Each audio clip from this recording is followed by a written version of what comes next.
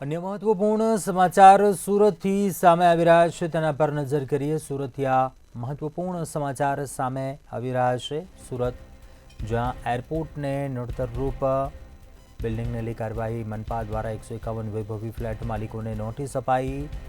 પાલના કાસા Riviera વેસુના કેપીએમ ટેરાને notice અપાઈ।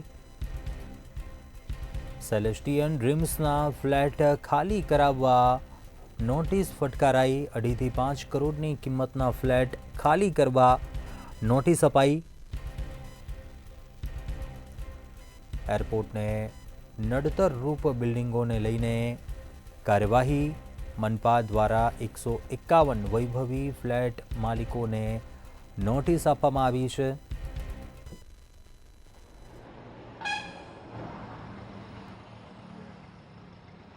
અમદાવાદ વિમાન દુર્ઘટનાએ યાત્રીઓના જીવનનો મૂલ્ય સમજાવી દીધો છે। લોકોએ અમદાવાદમાં પ્લેન ક્રેશની અંદર પોતાના સ્વજનો ખોયા છે। સુરતમાં પણ એવી ઘટના ના બને। નડતરરૂપ જે બિલ્ડિંગો હોય છે તેની ઉપર કાર્યવાહી કરવા માટે હવે તંત્રએ કમર કસી છે।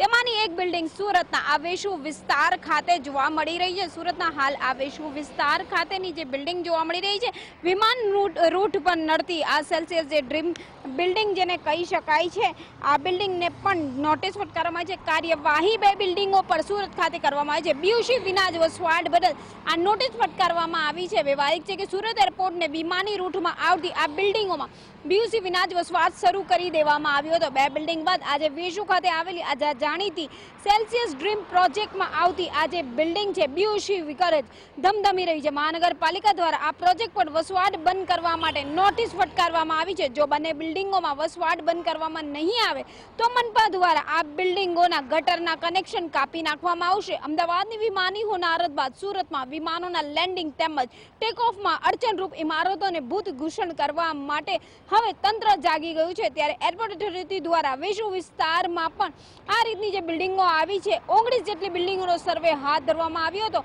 આ સર્વેની રજૂઆતમાં આ બિલ્ડિંગ ધ્યાને આવી છે। આ બિલ્ડિંગ ધ્યાને આવતા હવે એની ઉપર કાર્યવાહી કરવામાં આવી છે।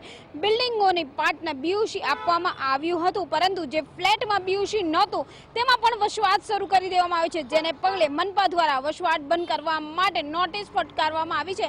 વ્યવહારિક છે કે અમદાવાદમાં જે દુર્ઘટના બની છે એ દુર્ઘટના ફરી એકવાર તેનું પુનરાવર્તન સુરતમાં ના થાય એ માટે હવે જે વર્ષોથી નડતરરૂપ જે બિલ્ડિંગો છે, રનવેના નડતરરૂપ છે, પ્લેનના ટેક ઓફને પ્લેન માટે જે નડતરરૂપ બિલ્ડિંગો છે, આ તમામ બિલ્ડિંગોને હવે કાર્યવાહી કરવામાં આવી રહી છે। તેવામાં સુરતના વેસુ ખાતે આવેલી આ બિલ્ડિંગની ઉપર પણ કાર્યવાહી કરવા માટે નોટિસ ફટકારવામાં છે। જો વહેલી તકે બિલ્ડિંગના ફ્લેટો જે બીયુસી વગર ધમધમી રહ્યા છે, જો એને ખાલી કરવામાં નહીં આવે તો ચોક્કસથી તંત્ર દ્વારા ગટરના પીવાના તમામ પાણીઓના જે પાઇપલાઇનોના જે કનેક્શનો છે એ કાપી નાખવામાં આવશે, એ પણ સ્પષ્ટ તંત્ર દ્વારા ચીમકી આપવામાં આવી છે। જો કે અત્યારે તંત્ર તમામને લઈને મૌન સેવી બેઠ્યું છે, કારણ કે વર્ષોથી આ લાલિયાવાડી ચાલી રહી છે, પરંતુ અમદાવાદની દુર્ઘટનાએ હવે લોકોના જીવનનું મૂલ્ય સમજાવી દીધું છે।